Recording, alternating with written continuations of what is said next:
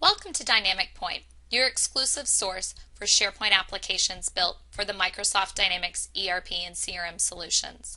Today I'll go ahead and demonstrate for you our expense management product built exclusively for Dynamics GP and NAV. Let's go ahead and get started.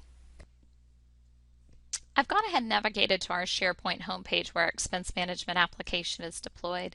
In your case, you can drop the application anywhere within your corporate intranet, making it easy for employees to access. Additionally, I want to highlight that I'm going to be Tim Ball today in our demonstration environment creating expense reports on his behalf. So let's go ahead and navigate to Tim's homepage on homepage for expenses, and you'll see here that he's got a numerous amount of expense reports and varying statuses, as well as a summary of his expenses by category by month. Let's go ahead and create a new expense report for Tim. The first thing is the header, and this is going to require that he gives some general information specific to the expenses incurred. So I had a recent sales and marketing conference in Houston, so we'll use that for our example today. If I could type a little better. But I also want to highlight that Tim can actually create an expense report on behalf of somebody else. Not going to do that today, but this is super helpful maybe for an assistant creating one for an executive on their team. Additionally, you'll notate that today's date defaults as our report date, and then we're going to establish a begin and an end date for this particular report. This was a social media conference. Just a little bit more background for those reviewers to understand.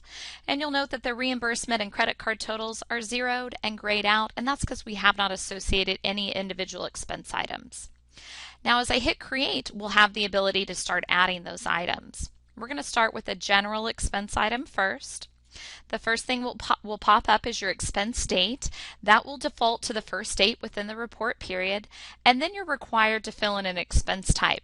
This is super important because the solution is configured to actually associate these particular expense types with GL codes in Dynamics.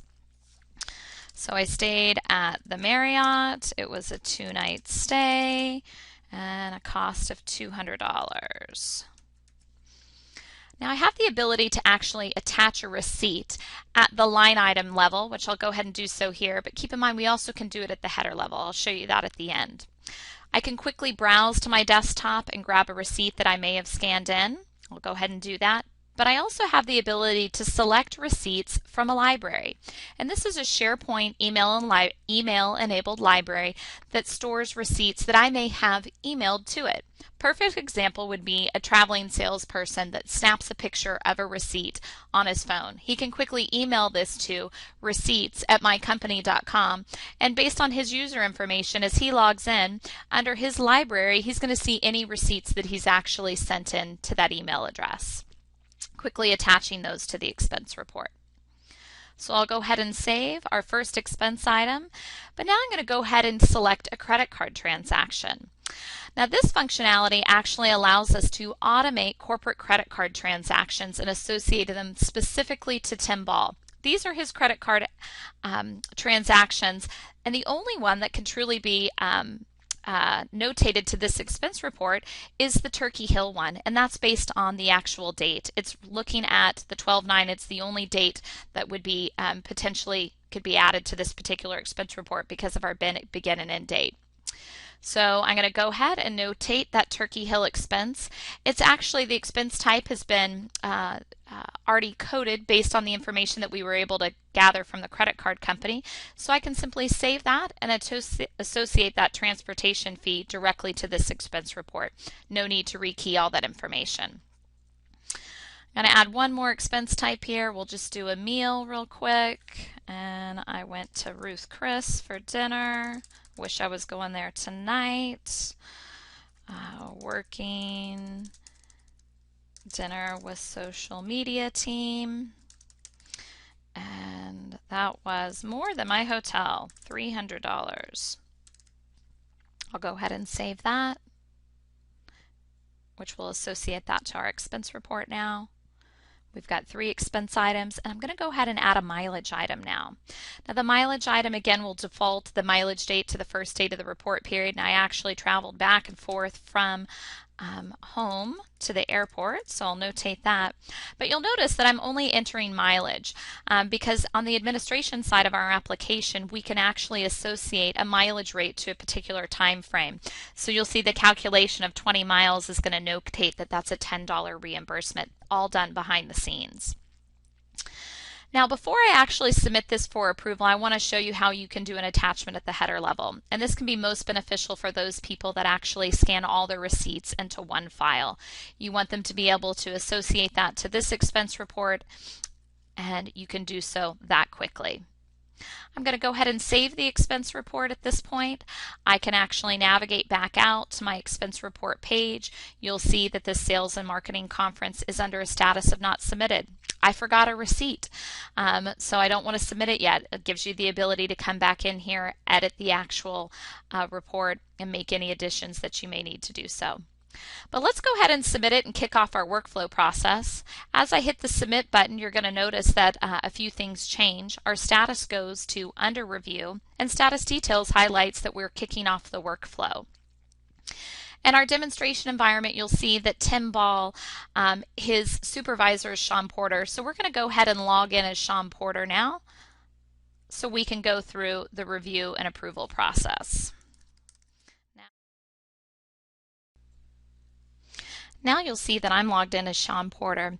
Under the Expense Management Task page, I have several tasks assigned to me. So that's one way I would know that I actually have something to review and approve.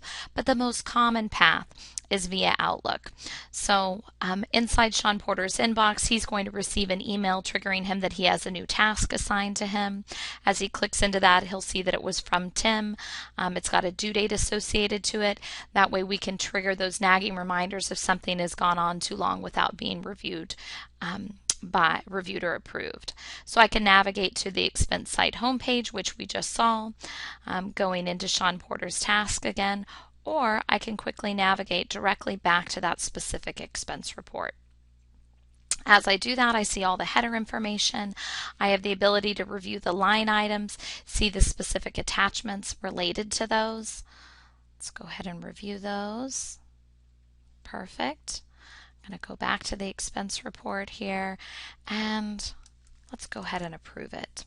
So as we approve this report,